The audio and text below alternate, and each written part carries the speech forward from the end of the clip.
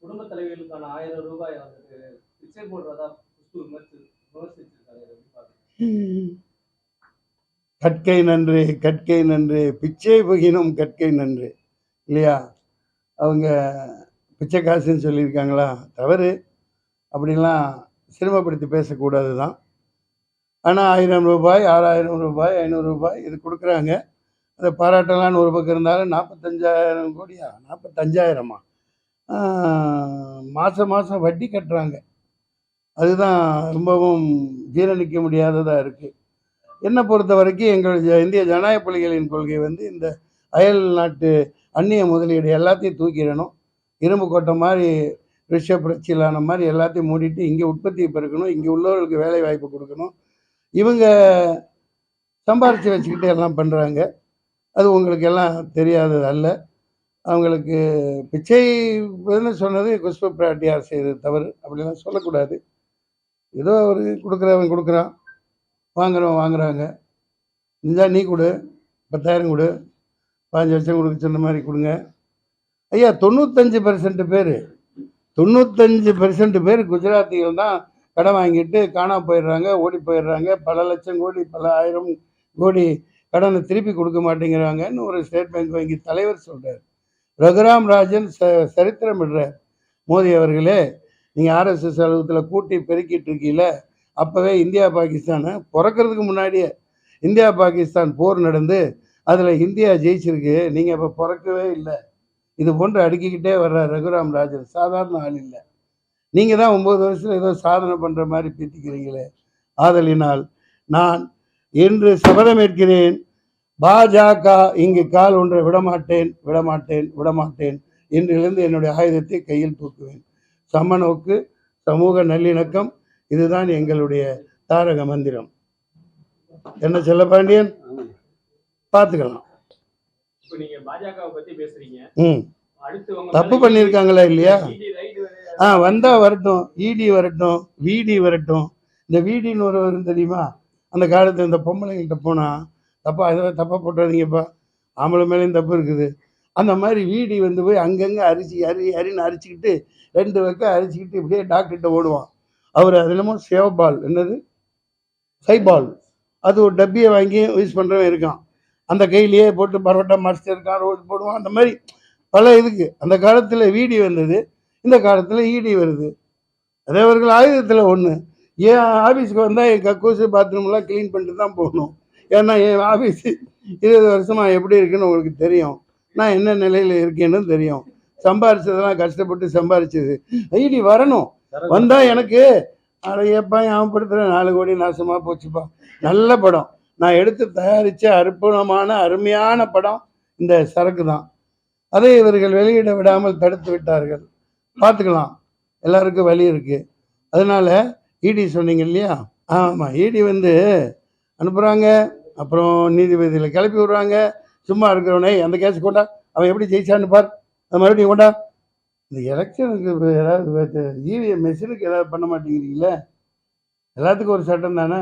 இப்போ இருந்தாவது பண்ணுங்கப்பா, சொல்லுப்பா. 40 வருஷமா அரசியல் இருக்கேன்னு சொல்றீங்க. ஒரு தலைவரா வந்து மன்சூர் அலிகான் வந்து போய் சேர்ந்திருக்காரு. தேவையில்லை. நான் தலைவன்னு நான் இன்னைக்கு சொல்லிக்கிட்டதே இல்லை. நான் எளிமையானவனை வாழத்தான் விரும்புகிறேன். சாதாரணமாக கடலை வாங்கி தின்னுக்கிட்டு ரோட்டோரம் நடந்து போவேன். எனக்கு எந்த விதம் பாதுகாப்போ இதுவோ எனக்கு தேவையில்லை. நீங்கள் அதை விளம்பரங்கள்னு சொன்னால், விளம்பரங்கள் இன்னைக்கு ஒரு பிரதமராக இருக்கிறவர் எத்தனை லட்சம் கோடிக்கு பத்திரிகைகளுக்கு கைவிட்டு தான். அது எந்த டிவியை திறந்தாலும் விளம்பரம். நீ ஒழுங்கு வெங்காயமாக நாட்டு ஆண்டேன்னா உனக்கு எதுக்குடா விளம்பரம்? எதுக்கு விளம்பரம்? பாரத பிரதமரை கேட்குறேன், அந்த ஆளுங்கட்சின்னு கேட்குறேன். பூஜா தூக்கிறதுக்கு பல்லாயிரக்கணக்கான டிவி வச்சிருக்கீங்க. எவன் அப்ப முட்டு காசு? எவங்க அப்ப முட்டு காசு? எதுக்கு இந்த விளம்பரம் பண்றீங்க? நீ ஒழுங்கு வெங்காயமா ஆட்சி ஆண்டாக்க அங்கிருந்து ஓட்டு போடுங்கன்னா போட போறாங்க. காகிதம் இல்லை படுத்துக்கிட்டு கேரளாவில் எம்பியா ஜெயிக்கலையா? பசும்பன் முத்துராமலிங்க ஜெயிக்கலையா? எம்ஜிஆர் ஜெயிக்கலையா? வாருங்கள் ஐயா, இங்கே உட்காருங்க. செல்லப்பாண்டியன் அவர்களே, செல்லப்பாண்டியன் எனது கொள்கை பரப்பின் மாவீரர். ஆமாம் சார், வெக்கமான சூடு சொரணை இருந்தால் சோத்தைத்தான் திங்கிறீன்னா நீ இவிஎம் மிஷினை தூக்கி போட்டு சாதாரண எளிமையான வாக்குச்சீட்டில் நடத்து. எதுக்கு மெஷினு? யாருக்கு வேணும் மெஷினு? 6,50,000 6,50,000 1 2 இல்லை. இங்கே பார், 6,50,000 மெஷினு ரிப்பேராக போச்சான். ஏண்டா அங்கே ஒப்பம் தன்னானே, அடே 6,00,000 மெஷின் ரிப்பேராக போகுதுன்னா நீ என்னடா அவுத்துக்கிட்டு என்ன மயிருக்கடா அந்த மெஷினை வாங்குற? ஏன்னா அத்தனை பிரித்து செட் பண்ணி குத்துறத குத்தி கேட்குறத கேட்குற மாதிரி பண்ணிட்டு பண்ணுறதுக்கு தான். எங்கேருந்து வருதுன்னு தெரியுதா? எல்லாம் பேசாதீங்க பேசாதீங்க. நாங்கள் அந்த மிஷினை எங்கே பதுக்கி வச்சுருக்காங்கன்னு தெரியுதா? எங்கே எடுத்துகிட்டு போகிறாங்கன்னு தெரியுதா? 20,00,000 மெஷின் அச்சடித்து வச்சுருக்கான், வெளியில் இருக்குங்கிறான். இந்த ஊடகங்கள் என்ன கேள்வி கேட்குறவங்க மாதிரி நிற்க வச்சு நாளைக்கு வராரு கேளுங்களேன். கையை ஆட்டிக்கிட்டு வராருல்ல, சொல்லுங்க ஐயா, உங்களுக்கு பதில் கிடைத்து விட்டதா? இல்லை, 40 வருஷமா இருக்கீங்களே, உன்னை வந்து தலைவனா யாரும் நினைக்கலையே, அதானே கேட்குறீங்க. நான் பெரியார் அல்ல, அண்ணா அல்ல. அவங்க அன்னைக்கு அவ்வளோ உழைச்சி களைச்சி, என்னோட உழைப்புலாம் ஒன்றும் இல்லை. அறிஞர் அண்ணா அவ்வளோ எளிமையாக வாழ்ந்தார், பெரியார் அவ்வளோ எளிமையாக வாழ்ந்தார். தேர்தல் வேணாம் அப்படின்னார். ஆனால் அவர் பேரை சொல்லிக்கிட்டு இன்னைக்கு ஆட்சி ஆள்றவங்க அவர் வழியில் எளிமையாக இருக்கிறார்களா? எல்லோருக்கும் பதவிகளையும் பொறுப்புகளையும் உரிமைகளையும் பிரித்து கொடுத்துருக்காங்களா அப்படிங்கிறத நான் பிரித்து பேசுவேன். அதே மாதிரி எந்த கட்சியோடையும் கூட்டணி வைக்க மாட்டோம் அப்படின்னு சொல்லி பேசின ஒரு கட்சியாகட்டும், எதிர்த்து பேசின ஒரு கட்சியாகட்டும், 2 பேருமே ஒருத்தவங்களோட கூட்டணி வச்சிருக்காங்க, இன்னொரு போய் கட்சியை இணைச்சிட்டாங்க. நீங்க யார சொல்றீங்கன்னு தெரியுதப்பா தெரியுதப்பா. கிளிய வளர்த்தி கிணத்துல பாலும் கிணத்துல தள்ளிட்டே நாட்டாம அப்படிங்கிறியா? சரத்குமார் அவர்கள் ஒரு சக நடிகர், எனக்கு மூத்தவர். ஆமா, அப்புறம் நடுராத்திரியில் என் பொண்டாட்டி எழுப்பி கேட்கலாம் சொல்லக்கூடாது, அது அவங்க பிரச்சனைப்பா. இப்போ நீங்க கேட்க வந்தது கேளுங்க. கொஞ்ச நேரம் சிரிக்கலான்னு சிரிச்சேன். நாளைக்கு ஏன் கட்சின்னு சொல்லுவீங்க? ஆமா ஆமா ஆமா. அப்பா அதுக்கு நான் ஆரம்பிக்காமே அழைச்சிட்டு போயிடுவேன். என்ன ஏதோ இப்பதான் ஆரம்பிச்சிருக்கோம். 10 பேர் பாருங்க எனக்கு பின்னாடி வர்றாங்க, குளிச்சு வந்துருச்சு, அவ்வளோ ஆர்வமா இருக்காங்க. கட்சி ஆரம்பிச்சதுனாலதான் அவங்க 2 பேரும் கலைச்சிட்டு போயிட்டாங்க. தமிழ் 24 இங்க வரலையோ, வந்தாலும் ஒன்றும் வரவேற்கிறேன், தப்பு இல்லை. அதில் ஒருத்தர் நடுவில் உட்காந்துக்கிட்டு என்ன மன்சூர் அலி கானா அதிமுக அந்த அளவு திறந்தாழ்ந்து போயிருச்சா, அவரெல்லாம் கூப்பிட்டு பேட்டி எடுக்கிற அளவுக்கு சீட்டு கொடுக்குற அளவுக்கு நல்லா பேசியிருந்தாங்க. நான் எவ்வளவு கஷ்டப்பட்டு இந்த இடத்துக்கு வந்திருக்கிறேன். ஒரு நடிகர் நான் எவ்வளோ எவன் காசுலையும் நான் சம்பாரிச்சதில்லை. எவனே இது வரைக்கும் 14-15 படங்கள் தயாரித்து எத்தனையோ ஆயிரக்கணக்கான பேருக்கு வேலை கொடுத்துருக்கேன். 10 பைசா கடன் யார்த்தையும் வாங்கலை. நான் சம்பாதித்து இதே இடத்துலேருந்து ரியல் எஸ்டேட் பண்ணி சம்பாரித்து 10 கோடிக்கு மேலே செக் பேசிஸில் கடன் கொடுத்து இன்னைக்கு சென்னை முழுக்க என்கிட்ட கடன் வாங்கினவங்க இருக்காங்க. கொசு கொசுன்னு பேசாமல் இருங்க தயவு செய்து. இந்த வில்லன் நடிகர் எனக்கு கடன் தர வேண்டியவங்க தான் இருக்காங்க, நான் யாருக்கும் கடன் படலை. இந்த தொலைக்காட்சியிலையோ இந்த ஊடகங்களை பார்த்துட்டு இருக்க என்கிட்ட கடன் வாங்கிய நபர்கள் கொரட்டூரில் இருந்து இந்த பக்கம் அடையாறு வரைக்கும் அவர்களாக வந்து ஏதாவது காசை திருப்பி கொடுத்தீங்கன்னா, கொஞ்சம் நஞ்சம் இல்லை, 10 லட்சம் 25 லட்சம் திருப்பி கொடுத்தீங்கன்னா வேறு உதவியாக இருக்கும். அந்த மாதிரி நியாயமானவனத்தான் நான் இருக்கேன், மன்னிக்கவும். இப்போ இது யாருன்னு பாரு, கட் பண்ணு, உட்கார் பின்னாடி. அதிமுகங்கிறது ஒரு சாதாரண இயக்கம் அல்ல, அது எம்ஜிஆரால் ஆரம்பிக்கப்பட்டு அது இந்த மண்ணோடு பிணைந்த ஒரு மாபெரும் இயக்கம். அதில் எனக்கு ஒரு உறுப்பினர் சீட்டு கொடுத்து போட்டி போட வைக்கிறாங்கன்னு அவர்களால் அதை பொறுத்துக்க முடியல. இவனெல்லாம் எம்பி ஆகிறதா? இவன் போனார் அங்கே பரோட்டா போட்டார், இங்கே இட்லி போட்டார், சுட்டார். டேய் நீ போய் போராடி பாரு. நான் பேட்டன் ரைட்ஸ் கேட்கல, மக்களோட மக்களாக இந்த காரில் எத்தனையோ கொப்பளங்கள் வந்திருக்கு. பல முறை தெருவில் கொண்டு அடிக்கிற உக்கிற வெயிலில் நடந்து போயிருக்கேன், பல மக்களை சந்திச்சிருக்கேன். எல்லாம் தேர்தல்னு மட்டும் இல்லை, 1999 அந்த அந்த ஊடக நண்பருக்கு சொல்லிக்கிறேன். நீங்கள் பாவம் ஏதோ எலும்பு துண்டுக்காக திங்கிற ஏதோ 2 கால் பிராணியாக வாழ்ந்துட்டு போங்க. என்னால் நீங்கள் உங்களுக்கு சம்பளம் கிடைக்குதுன்னா நான் இன்னும் சந்தோஷப்படுறேன், என்ன மேலும் திட்டுங்க. ஆனால் என்னை தரம் தாழ்த்துற மாதிரியோ என்னை மட்டம் தட்டி நீங்கள் மேலுக்கு வரலான்னெல்லாம் அந்த ஊடகமும் நினைக்க வேணாம், அங்கே வேலை செய்கிறவங்களும் நினைக்க வேணாம். மக்கள் வந்து தெளிவாக இருப்பாங்க. நான் சொல்ல வந்தது அதுதான். இந்த அது எந்த அரசியல் சார்ந்த கட்சின்னு எனக்கு தெரியாது. அவ்வளவு கேவலமா என்ன, நீவெல்லாம் மனுஷனா, இவனுக்கெல்லாம் சீட்டு கொடுக்கலாமா, போயும் இவர் ஒரு ஆள் தான் கிடைச்சதா உனக்கு? நீ அதிமுகனா அவரோட எடப்பாடி பழனிசாமி அவர் கால் தூசிக்கு கூட நீ ஈடு இல்லை. அதனால புரிஞ்சுக்க, உழைச்சி முன்னேறி வந்தவங்க யாரா இருக்கட்டும், இங்கே திமுக இருக்கட்டும் அதிமுக இருக்கட்டும், நாங்கள் பங்காளி சண்டை நாங்கள் பார்த்துக்கிறோம். புரியுதுங்களா? இப்போ இதுலேருந்து என்ன தெரியுதுன்னா, அது யார் நடத்துகிறான்னு தெரியல, தொடர்பு கொள்ள முடியல. பாஜக சார்ந்த ஒரு ஊடகம்னு நினைக்கிறேன். இருந்துட்டு போங்க. இந்த மண்ணுக்கு சம்பந்தம் இல்லாத ஒரு இயக்கத்தை இங்கே வேறு ஒன்றை நாங்கள் விட மாட்டோம். நீ எங்கேருந்து வந்த, உன் பாரம்பரியம் என்ன, இன்னைக்கு சிஏஏன்னு போட்டு குடியுரிமை சட்டம்னு போட்டுட்ருக்கீங்களே, உங்கள் குடியுரிமை என்ன, நீங்கள் எங்கேருந்து வந்தீங்க? என் பாட்டை 800 வருஷம் இந்த நாட்டை ஆண்டிருக்கான். இந்த நாட்டு பூர்வ குடிகள் நாங்கள், இஸ்லாமியர்னு சொல்லலை, தாழ்த்தப்பட்டவர்கள், தலித்துகள், இப்படி எத்தனை மக்கள். அதாவது இந்த இடையிலே ஒரு தொலைக்காட்சியில் பார்க்குறேன், சத்தியம்னு நினைக்கிறேன், விளம்பரம் அதிகமாக அதில் தான் இப்போ பிரதமர் மோடி அவர்களது வருது. மேரா பாரத் மேரா பரிவார், அதாவது ஒரு வெறியோட ஒரு பிரதமர் பேசுகிறார். அதன் பொருள் என் பாரதம் என் குடும்பம். நாங்களும் சொல்கிறேன், அதே தொலைக்காட்சியில் நீங்கள் ஒளிபரப்புவீங்க. ஹமாரா பாரத் हमारा भारत हमारा परिवार, हिंदू मुस्लिम सिख ईसाई सब के शान, इंडिया है महान, इंडिया महान, हमारा भारत सबका Bharat, each for all for each, we the people of India, அதுதான் இந்துஸ்தான். இப்போ நீங்கள் கேள்வி கேளுங்க. கிள்ளுக்கிறியா நினச்சிட்டு இவனுக்கெல்லாம் எந்த சீட்டு கொடுக்காதுன்னு அவங்க ஏதோ பண்ண பார்க்குறாங்க. உன்ன மாதிரி எங்கள் அப்பா 7.5 கோடி வந்தாலும் என் வளர்ச்சியவோ மக்கள் என் மேலே வச்சிருக்கிற அன்போ உங்களால் ஒன்றும் பண்ண முடியாது.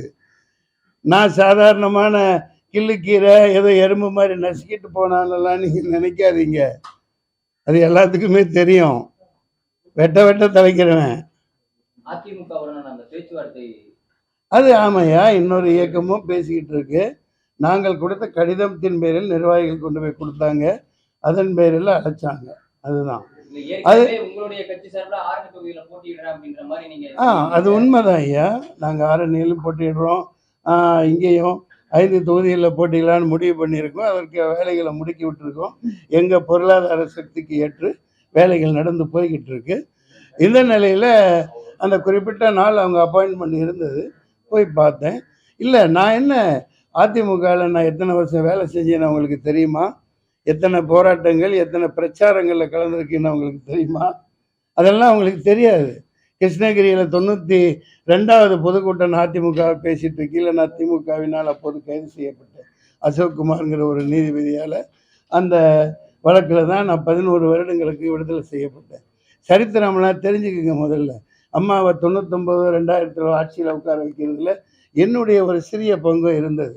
அவங்க மகாராணி மாதிரி, அவங்கள போல ஒரு இரும்பு பெண்மணி உலகத்திலேயே இல்லை. அப்பேற்பட்டவங்களை எப்படி தீர்த்து கட்டினாங்க? யார் தீர்த்து கட்டினா? ஊடகங்கள். நீங்கள் தான் பதில் சொல்லணும்.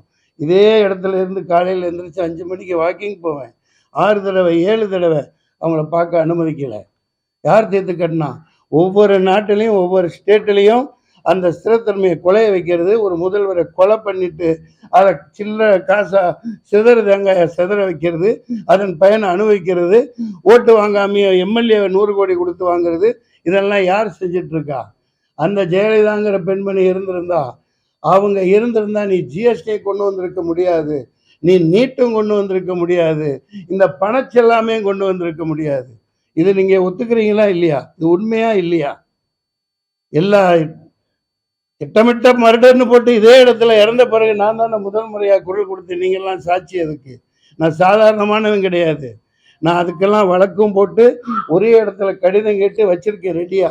நீ ஏன் சிசிடிவி எடுத்த, அங்கே அவங்க வீட்டில் ஏன் எடுத்த, எந்த ஆம்புலன்ஸில் கொண்டு போன, எதுக்காக யாரையும் அலோவ் பண்ணல, சென்ட்ரல்லேருந்து யார் வந்தா வந்து அப்பப்போ பார்த்துட்டு போயிட்டு போய் நியூஸ் கொடுத்துட்டு கடைசி தீர்த்து கட்டிட்டு போய் யார் உதவி ஜனாதிபதி பதவி வாங்கினா எல்லாம் நான் புட்டு புட்டு வைப்பேன், எவனையும் விட மாட்டேன். மேக்கப் போட்டு போயிட்டு அடுத்து ஆட்சி அமைக்க அதிகாரத்துக்கு கேட்கறதுக்காக யார் போய் நின்னா அந்த கவர்னர் அப்படின்னு மேக்கப்பை பார்த்துட்டு 2 நாள் காய்ச்ச வந்தாங்கன்னு இதே இடத்துல பேட்டி கொடுத்துருக்கேன். எல்லாம் எடுத்து பாருங்க. அந்த ஊடகம் என்னை சாதாரண ஒரு எறும்பா நினச்சிக்க வேணாம். இந்த மண்ணின் மைந்தன்னா நாங்கள் எங்களது இந்திய ஜனநாயக புலிகள் இந்த இயக்கம் பேர் இயக்கமாக உருவெடுக்கும்.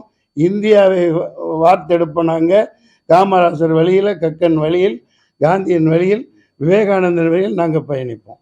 வேற எந்தெந்த கட்சிகள்லாம் உங்களோட பேசியிருக்காங்க சார்? பேசுகிறாங்க. அதை உங்களுக்கு சொல்லணும்னு அவசியம் இல்லை. பேசுகிறாங்க, பேசுவோம், வெற்றி பெறுவோம். உங்கள் வேறு ஒரு நபர் தான் கேட்குறாங்க ஐயா. ஆமாம் ஐயா, ஆமாம். இப்போ அங்கே தான் பயணப்பட்டுக்கிட்டு இருக்கேன், போகிறேன். அதாவது நானும் அரசியலில் ஊறி அவர்கள் அழைப்பு எடுத்திருக்காங்க, நானும் சொல்லியிருக்கோம்.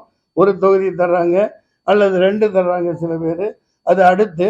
ஆனால் அதுக்காக நான் காத்திருந்தேன்னா காலம் ஓடி போயிடும். அதனால் நாங்கள் போய் எங்கள் பிரச்சாரத்தை தூக்க போகிறோம். ஆமாம், இல்லை இல்லை இல்லை, அது அடுத்து நாங்கள் போய் மக்களை சந்தித்து எங்களுடைய கோரிக்கைகளையும், அங்கே பாலாறு தண்ணி பிரச்சனைகளுக்கு இப்போ போயிட்டு வந்து 2 நாள் பரப்புறாங்க. எல்லாத்தையும் அங்கே உள்ள ஜமாத்தார், மற்ற மக்கள், தலித் மக்கள் எல்லாரும் சந்தித்த வகையில் காஞ்சி கிடக்குது. அந்த பூமி காஞ்சி கிடக்குது, சுற்றி மலைகள். அதை இயற்கையாக நீர் வர வைக்கணும். 42க்கு 5க்கும் மேலே தடுப்பணைகளை கட்டிட்டாங்களாங்க. அவ்வளவு தடுப்பணைகளை கட்டிட்டா தண்ணி எப்படி இங்கேருந்து வரும்? இது அடுத்த கட்ட போராட்டங்கள். அங்கே காஞ்சி கிடக்கிறதுனால நான் சவாலாக எடுத்துக்கிட்டு அங்கே போய் நிற்கிறேன்.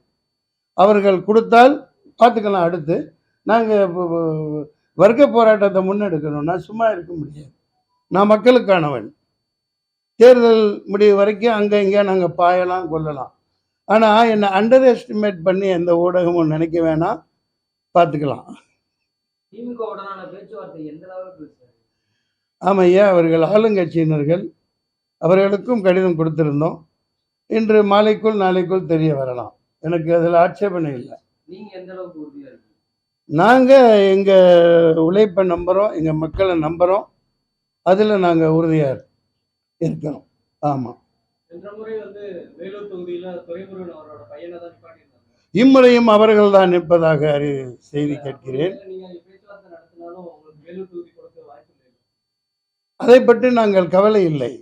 அவர்களெல்லாம் ஆண்ட பெரும் மக்கள், ஆண்டு கொண்டிருப்பவர்கள், மிகப்பெரிய மகா அஜானுபாகுவானவர்கள். நாங்கள் எளிமையானவர்கள். எளிமையான ஏழை வாழைகளின் குரலாக பாராளுமன்றத்திலே சென்று எங்களுடைய புகழையும் உரிமைகளையும் நிலைநாட்டுவோம். அதற்கான போராட்டமே என்னுடையது. இந்த மாதிரியான ஒரு தொகுதியில போய் உங்களால வந்து ஓட்டு வாங்க முடியும் பார்த்துக்கலாம். ஆமாம் ஆமாம் ஆமாம். அப்படி காந்திஜி நினச்சிருந்தாக்க சுதந்திரம் வாங்கியிருக்க முடியாது தானே. அண்ணா நினச்சிருந்தா இவ்வளோ பெரிய சாதனையை பண்ணியிருக்க மாட்டார் தானே. அவங்களுக்கு இப்போ அண்ணா பெரியார் போட்ட இயக்கங்கள் இருக்குது. அவங்க பேரை வச்சுட்டு வந்துட்டாங்க, இன்றைக்கி ஆண்டுகிட்டு இருக்காங்க. நான் அதை உடச்சி நாளைக்கு சொல்லுவேன், மக்கள்கிட்ட எடுத்து இயம்புவேன் இல்லையா. மிகப்பெரிய ஆபத்தான ஒரு இதில் இருக்குது. நீங்கள் இவ்வளோ விவரமாக என்னை கேள்வி கேட்குறவங்க இந்த ஓட்டு மிஷினை வந்து ஒளி இதை கொண்டு வராதுன்னு ஏன் யாருமே சொல்ல மாட்டேங்கிறீங்க? யாருமே ஏன் வாய் திறக்க மாட்டேங்கிறீங்க? இதை எத்தனை பேர் அப்போ ஊடகங்கள் ஆளுங்கட்சிக்கு ஆதரவானதாகவும் என்ன சொல்கிறது, ஏன் அப்படி வாய்மூடி மௌனியாக இருக்கீங்க? ஐயா, ஒரு இது வந்தால் தானாக முன் வந்து சோமோட்டோ வழக்கு போடுறாங்க அமைச்சர் மேலே, மக்கள் போராடுறாங்க. தொடர்ந்து அந்த மெஷினை வச்சு ஏமாற்றி ஆட்சியில் உட்காந்துருக்கிறவன் 1ஆம் நம்பர் ஏமாத்துக்காரன், 1ஆம் நம்பர் அயோக்கியன். உண்மைதானே? நீங்கள் மக்கள் ஒன்றும் இல்லைவா பேப்பரில் நடத்து, நாளைக்கே நடத்தி பாரு. அப்போ இவ்வளோ அடக்குமுறைகள் இருக்குமா? ஒவ்வொருத்தன் காலில் விழுந்து கெஞ்சி கும்பிட்டு ஓட்டு கேட்பீங்கல்ல, ஒரு காலில் விழுவீங்கல்ல இல்லை? அப்போ ஏன் எல்லாம் வாய் முடிக்கிறீங்க நீங்கள்? இன்றும் நான் கேட்கிறேன், இன்னைக்கு வரைக்கும் போராடிட்டு தான் இருக்கேன்.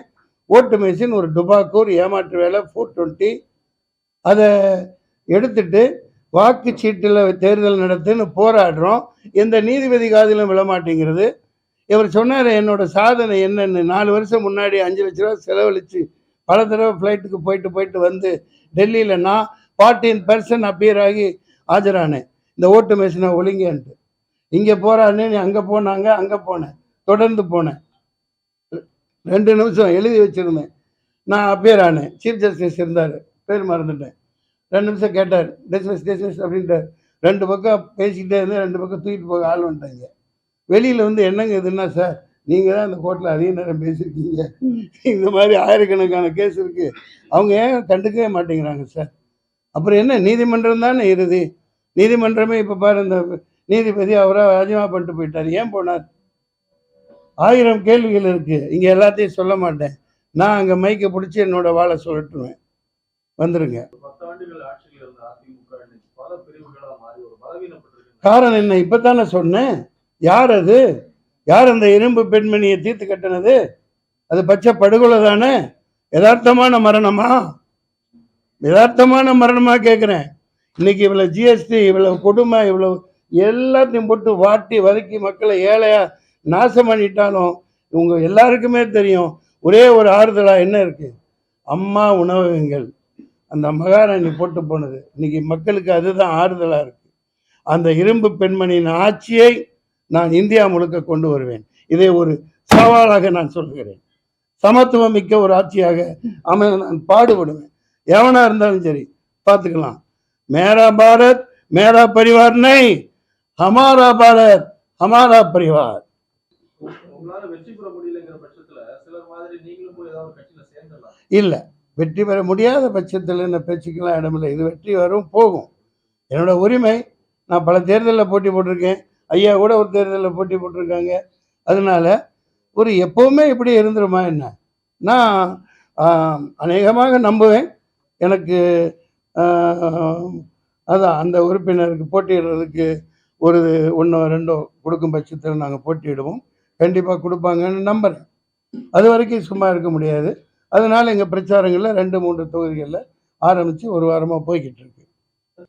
இப்ப தமிழ்நாட்டுல கடந்த 20 நாட்களா வந்து பொருள் அதிகமா கைப்பற்றி நல்ல கேள்வி, நல்ல கேள்வி, அற்புதமான கேள்வி. நாள் வராதது இத்தனை நாள் வராதது இல்லை.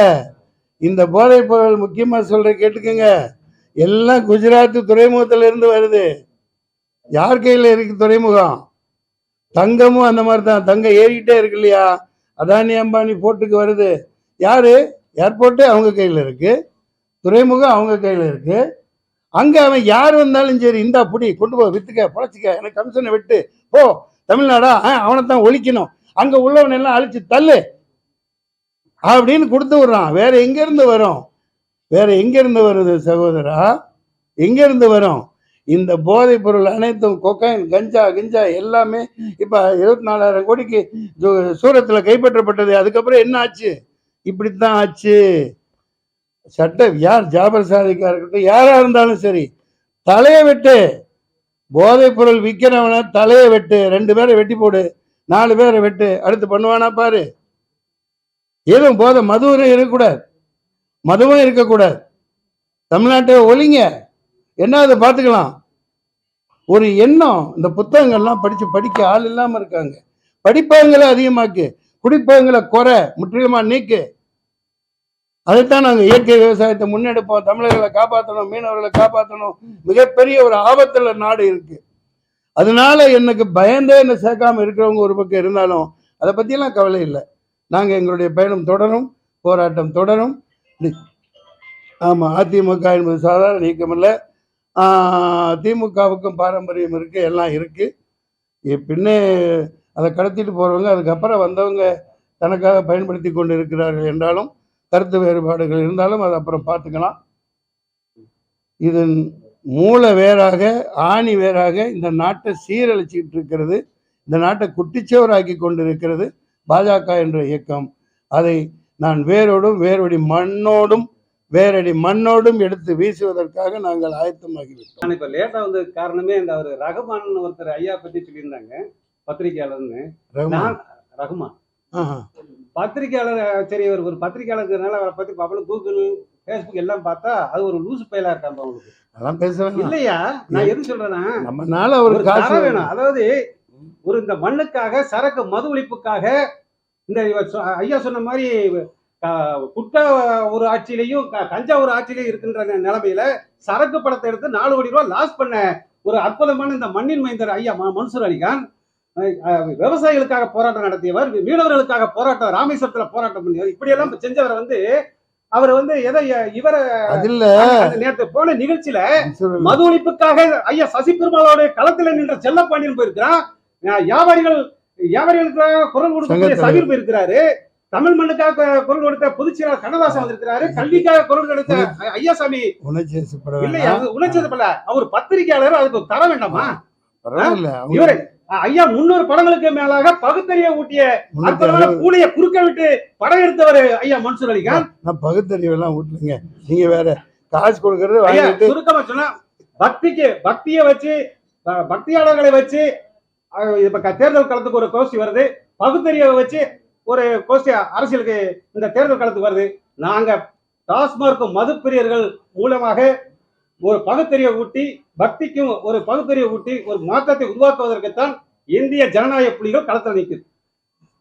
நன்றி ஐயா, நன்றி ஐயா, நன்றி, மிக்க நன்றி, மிக்க நன்றி.